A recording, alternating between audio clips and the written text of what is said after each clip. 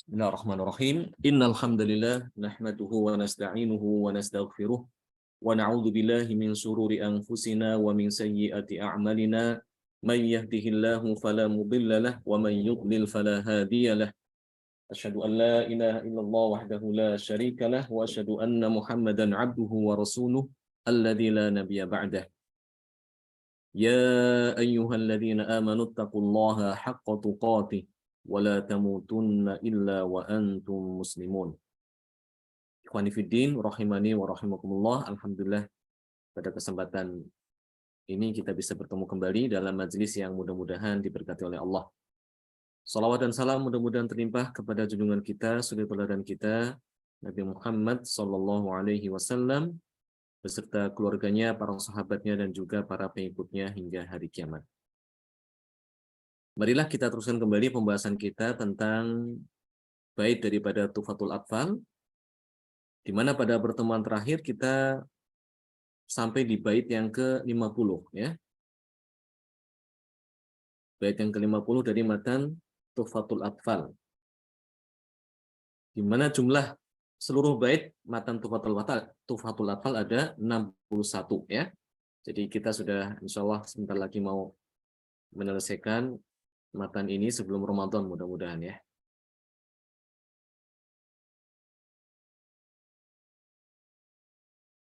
Di bait yang ke-50, Syekh menerangkan tentang maksud daripada mad lazim kilmi, ya.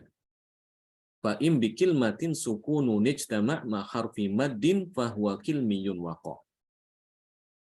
Yang dimaksud dengan mad lazim kilmi itu apabila ada huruf mad yang bertemu dengan sukun dalam satu lafaz, dalam satu kata. Ya, sukunnya sukun asli, ya. Sukunnya itu sukun asli, bukan karena sukun waqaf.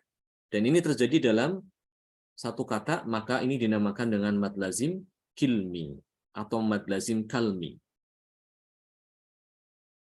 Baik, di bait yang ke-51, ya, yang insyaallah hari ini akan kita pelajari, beliau menerangkan lebih lanjut tentang jenis mad lazim yang lain, yaitu harfi.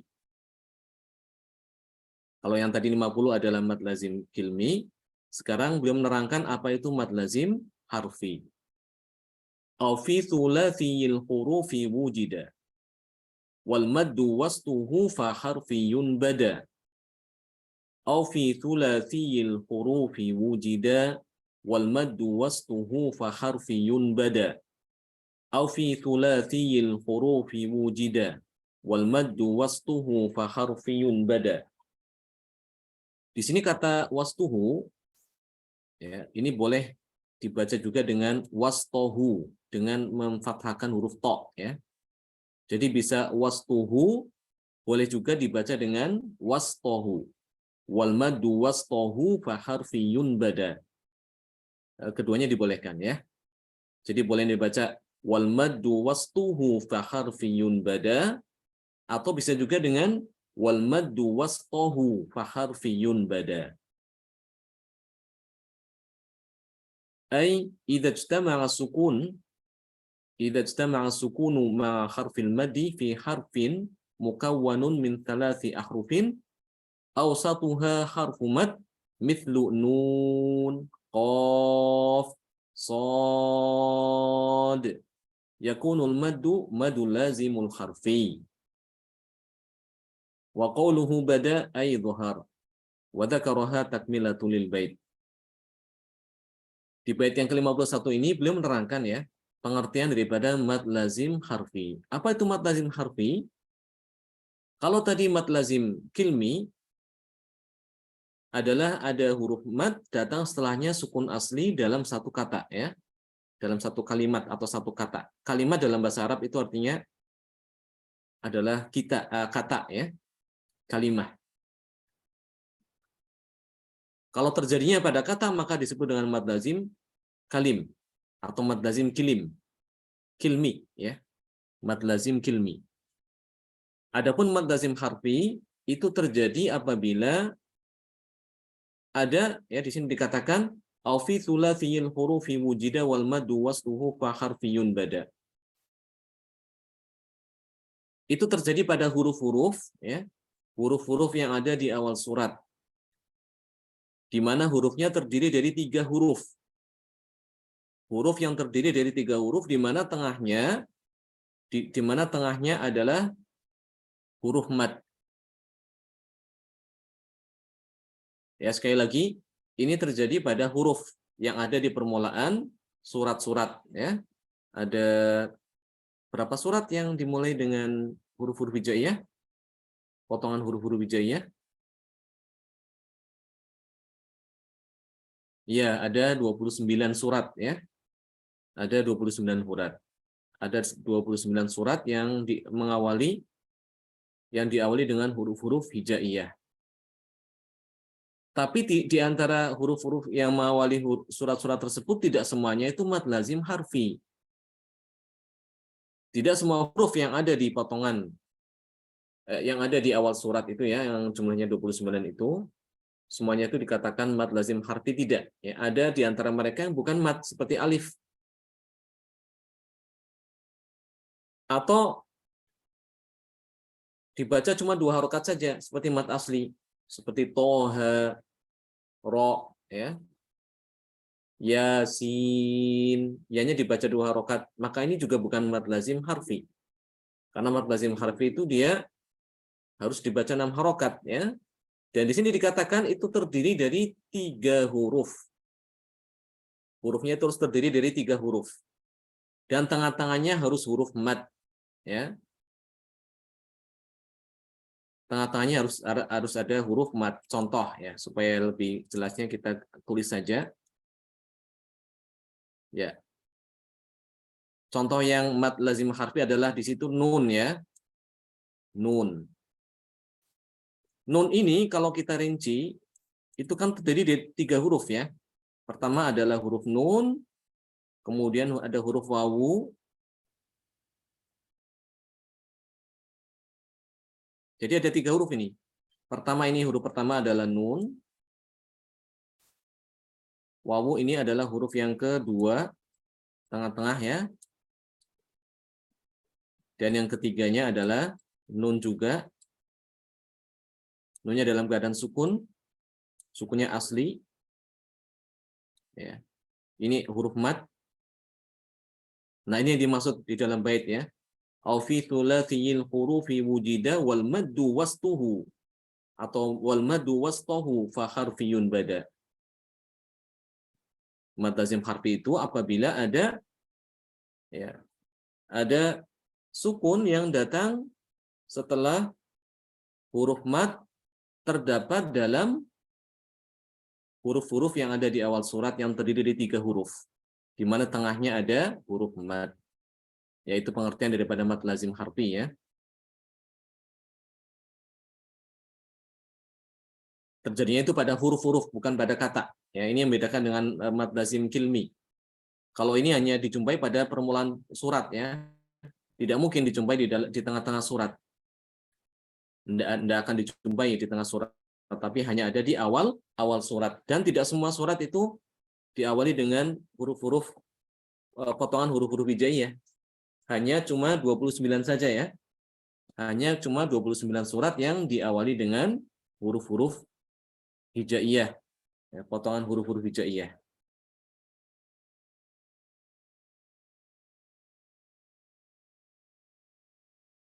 Demikian juga misalnya sod, ya. Sod. Indot.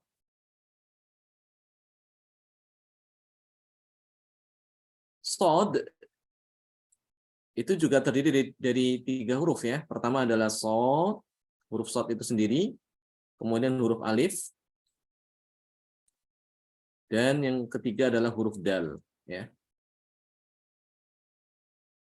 Ini pertama, ya. Yang kedua ini adalah huruf mad, yaitu alif, dan yang ketiga adalah huruf dal, ya, dalam keadaan sukun. Nah, ini yang dinamakan dengan mad lazim harfi, ya. Mad lazim harfi.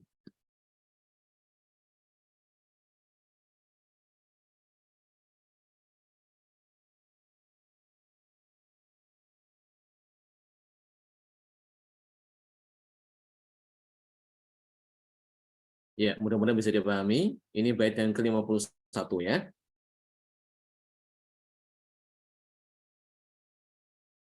Ini juga contoh lain ya. Qaf juga sama ya. Qaf. Ya, di tengah-tengahnya ada huruf huruf mad. Kemudian di bait yang ke-52, Syekh Al-Jamzuri menyebutkan kilahuma mutsaqalun in udghima mukhaffafun kullun idza lam yudghama. Kilahuma mutsaqalun in udghima mukhaffafun kullun idza lam yudghama. Kilahuma muthaqqalun in udghima mukhaffafun kullun idza lam yudghama. Ay kullal al-maddaini al-lazimaini al-kilmi wal harfi yakunu muthaqqalan in udghima al-harfu sakin al-waqi' ba'da harfil maddi fima ba'dahu. Mithalul maddil lazim al-kilmi al-muthaqqal al-haqqah as-sakhah. Wa mithalul maddil lazim al-harfi al-muthaqqal al-lam fil bidayati suratil Baqarah fi alif lam mim. Wasin fi bidayati suratil Qasas ta sim mim. Wa sumiya muthaqqalan li thiqalin nutqi bihi. Lithiqalin nutqi bihi li'anna al-harfa alladhi yu'addu harful maddi harfun musyaddad. Wa idza lam yudghamul harfu sakinil waqi'u ba'da harfil maddi fima ba'dahu fa huwa mukhaffafun. Mithalul maddil lazim al-kilmi al-mukhaffaf al-an wala thani laha.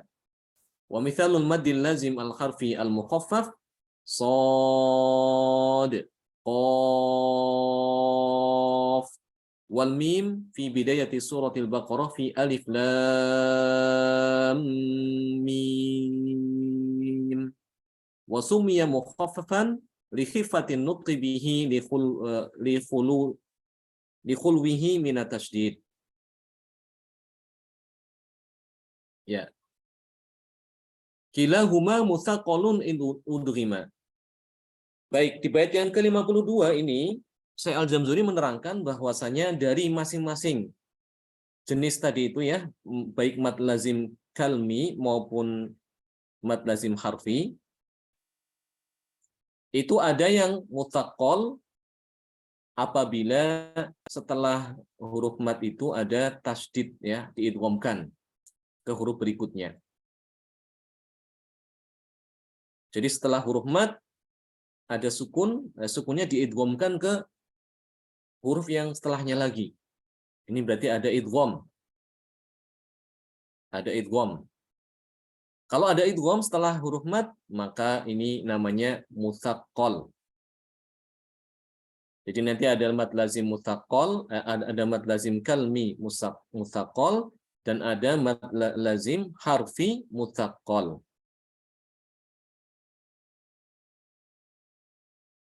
Mukhaffafun kullun idza lam yudghama. Dan apabila tidak ada idgham pada kedua mad lazim harfi maupun mad lazim kilmi, maka dinamakan mukhaffaf. Jadi nanti ada mad lazim kilmi mukhaffaf dan ada mad lazim harfi mukhaffaf.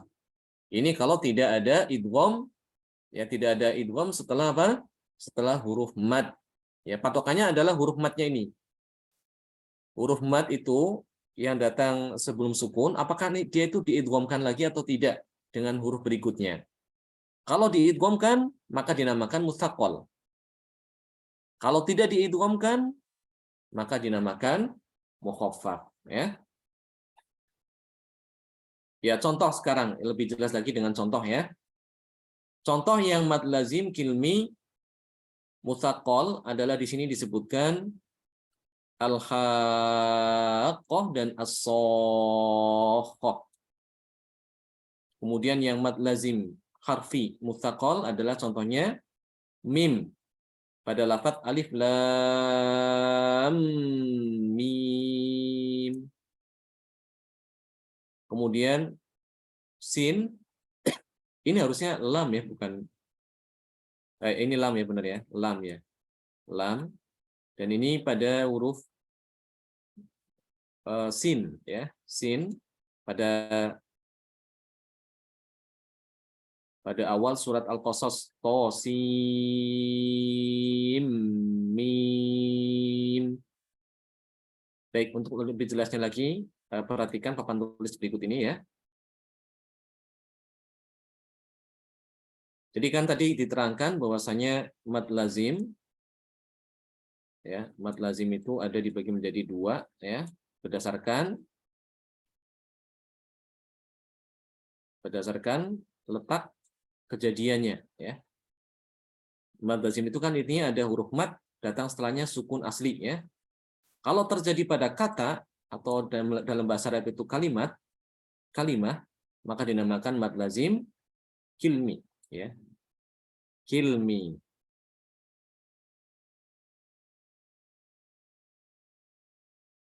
Kalau terjadinya pada huruf di awal surat ya, maka dinamakan harfi. Ya. Kemudian masing-masing daripada kalmi maupun harfi dibagi lagi jadi dua lagi. Dilihat apakah setelah huruf mat itu ada idgham atau tidak. Ya.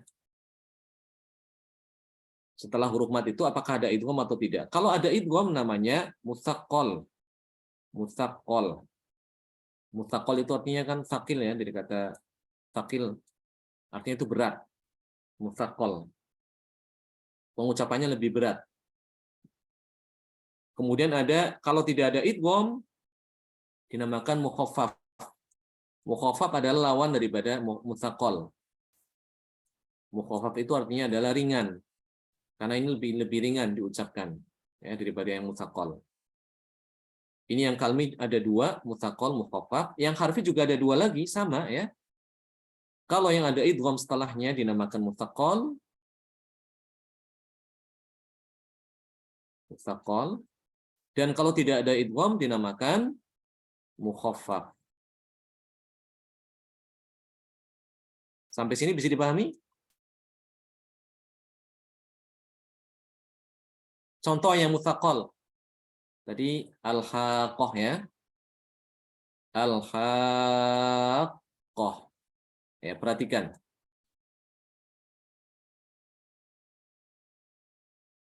Perhatikan baik-baik di sini. Ini ada huruf mad ya. Apa hurufannya itu alif ya. Datang setelahnya apa? Huruf qaf. Qafnya sukun. Qafnya sukun. Ini kan qafnya double ya. Qaf yang pertama itu sukun. Nah, qaf yang sukun itu diidghamkan ya, dileburkan atau dimasukkan ke qaf yang berikutnya yang berharokat fathah. Qa ya. Ini namanya ada idgham di sini. Setelah huruf mad, hurufnya itu diidghamkan ke huruf berikutnya. Ya, setelah huruf mad apa? Berarti qaf ya. Qafnya sukun, sukunnya itu diidghamkan ke huruf qaf berikutnya. Al-haqqah ya, sehingga ini dinamakan mutsaqqal. Karena pengucapannya lebih berat dibandingkan dengan al-haqqah. Ya, al-haqqah itu kan lebih ringan ya. Beda dengan yang ditasydidkan. Ditasydidkan itu harus ada apa ya? Ada penekanan itu ya, harus lebih ekstra tenaga. Al-haqqah gitu. Al-haqqah waladdallin. Makanya harus hati-hati ya ketika surat Al-Fatihah itu membaca, jangan membaca tanpa tasydid, itu keliru ya.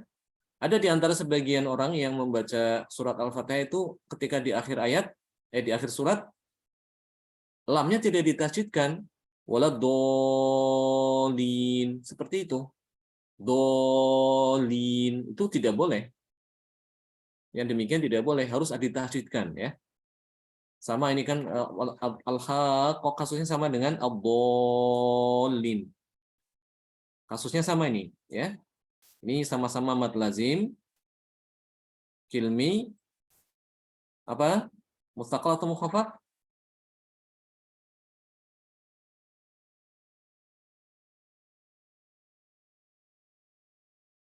Mustaqal ya, mustaqal.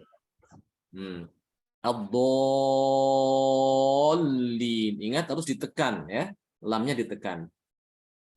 Ya, tapi jangan terlalu berlebihan nekannya sampai kemudian kadang di antara mereka yang mendengungkan ya. Waladdallin. Itu juga tidak boleh ya. Ya, sesuatu yang berlebihan tidak bagus.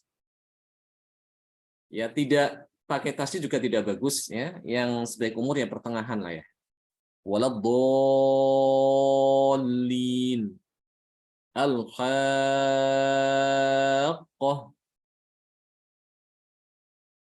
Baik. Kemudian contoh yang mukhaffaf diterangkan di situ ya tadi oleh Syekh adalah al-an ya. Cuma satu aja di dalam Al-Qur'an, tidak ada yang lain. Contoh yang mad lazim apa yang mukhaffaf itu cuma satu aja ya. Al-an.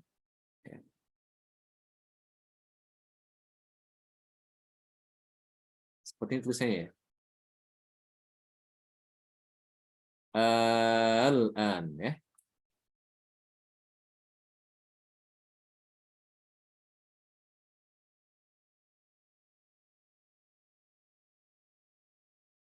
Ya di surat Yunus ya. Itu ada di surat Yunus.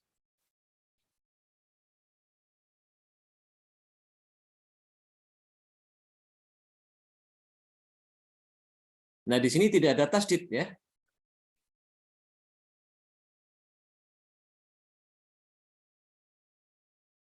Kita yang sekarang yang mukhaffaf. Jadi mukhaffaf itu setelah huruf mat itu tidak ada tasydid. Contohnya tadi kan cuma satu aja ya, satu lafaz aja di dalam Al-Qur'an. Itu kata al-an.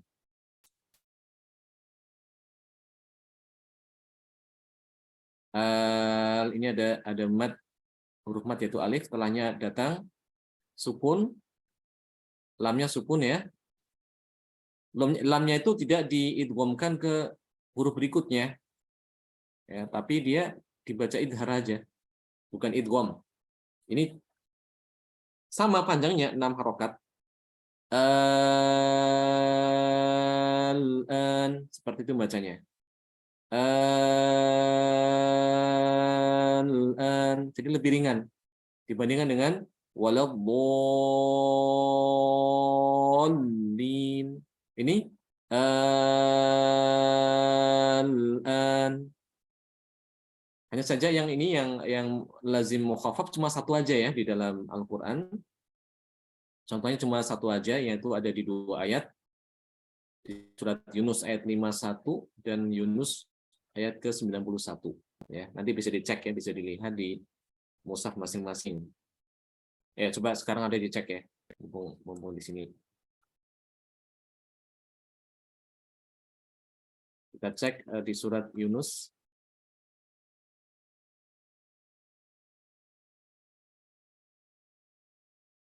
Terlihat di screen?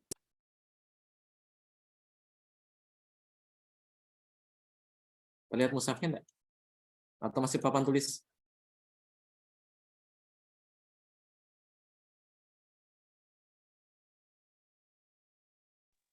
Udah musrafnya sudah.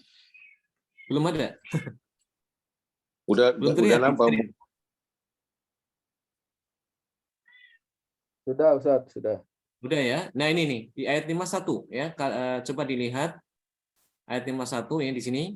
Nah, ini adalah contoh mad lazim kilmi mukhaffaf dan ini cuma ini aja. Jadi kebanyakan mad lazim kilmi itu adalah mustaqal. Yang mukhaffaf cuma di satu tempat, satu lafaz aja yaitu al-an. Ini di ayat yang ke-51 ya. Ini dibaca 6 harokat ya. Ya, di sini ada juga wajah yang lain boleh dibaca dengan tashil.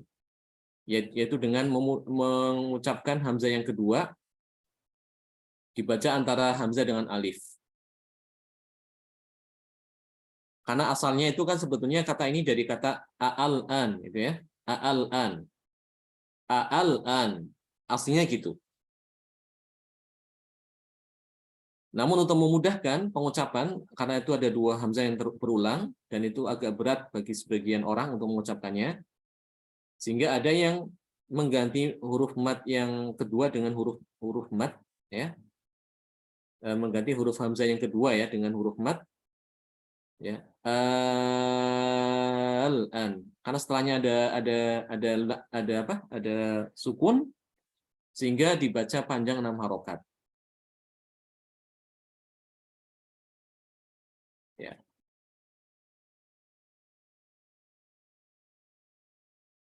Dan ada yang mengucapkan hamzah kedua itu dengan bacaan antara hamzah dengan alif, sehingga dibacanya al-an, gitu ya, al-an, al-ana wa qad kuntum bihi tasta'jilun.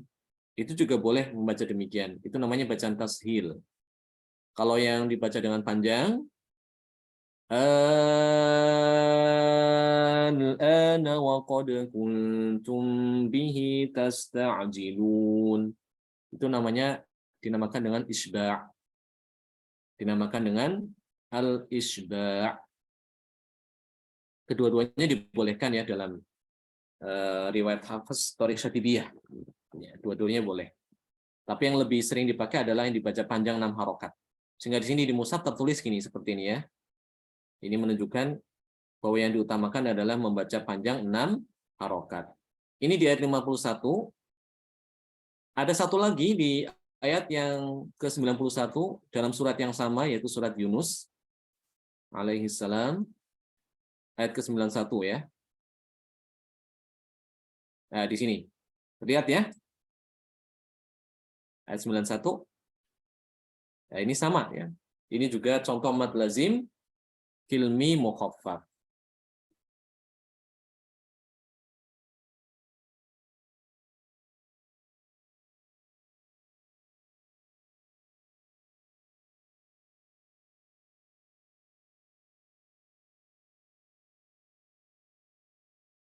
Baik, selanjutnya untuk contoh yang harfi juga demikian ya. Harfi juga ada yang mustaqol dan juga ada yang mukhaffaf ya. Nah, gimana penjelasannya? Tadi kan dikatakan bahwasanya kalau yang dinamakan mustaqol itu ada apa? Ada idgham. Idghamnya di mana terdapatnya? Idghamnya terdapat pada huruf yang datang setelah sukun ya. Huruf sukunnya itu, huruf sukun yang datang setelah huruf mat itu yang diidghamkan atau tidak. Yang harfi contohnya seperti lam, alif lam mim ya. Contohnya adalah lam ini. Ini contoh yang harfi. Lam ini dia dibaca, dia dikatakan mad lazim harfi mustaqol. Kenapa? Karena dia diidghamkan ke huruf mim ya. Ini kan aslinya kan seperti ini ya. Kalau dirinci lebih lanjut kan gini. Ini adalah la, huruf lam ya. Setelahnya ini mim dirinci.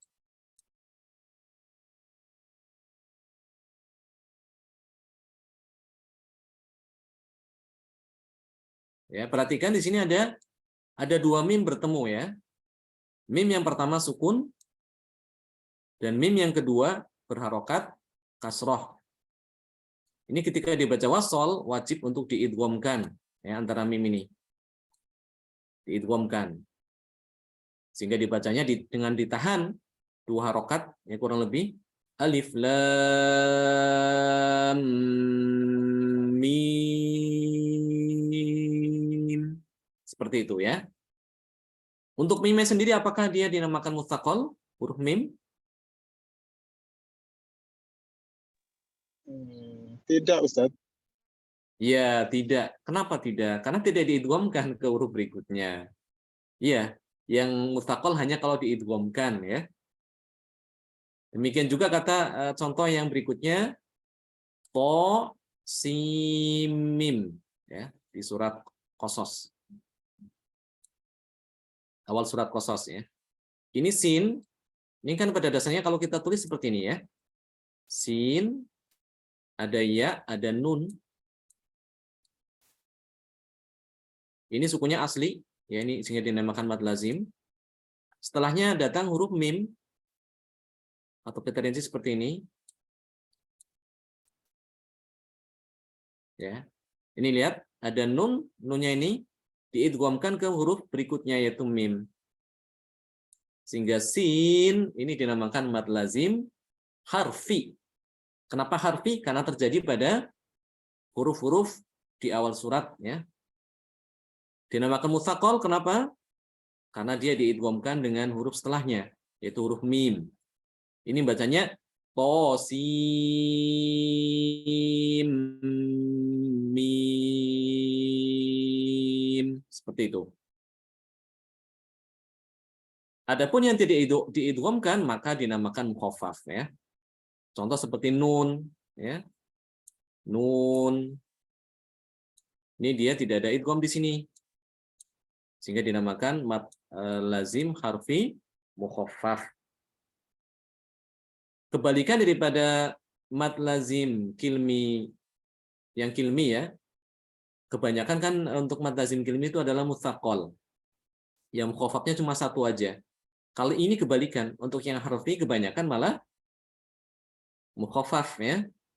Yang mustaqolnya lebih sedikit ya. Yang mustaqolnya lebih sedikit.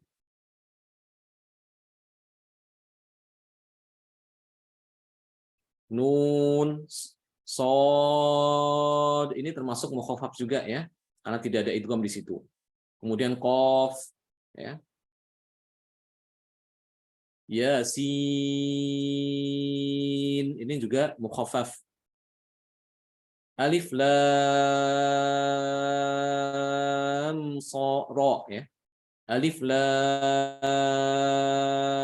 ra ini juga mukhaffaf. Dan seterusnya nanti bisa dilihat lagi di mushaf dan bisa dicari ya contoh-contoh daripada mad lazim harfi, mustaqol ataupun mukhaffaf. Demikian juga contoh mad lazim kilmi baik yang mustaqol yang mustaqol yang banyak, kalau mukhaffaf ya cuma satu aja ya. Nanti bisa dilihat lagi di dalam mushaf. Mungkin ini aja dulu yang bisa kita sampaikan pada kesempatan hari ini. Insya Allah akan kita lanjutkan pada pertemuan yang akan datang ya. Masih membahas tentang mad lazim al-harfi. Barakallahu fikum jami'an wa nafa'allahu bikum.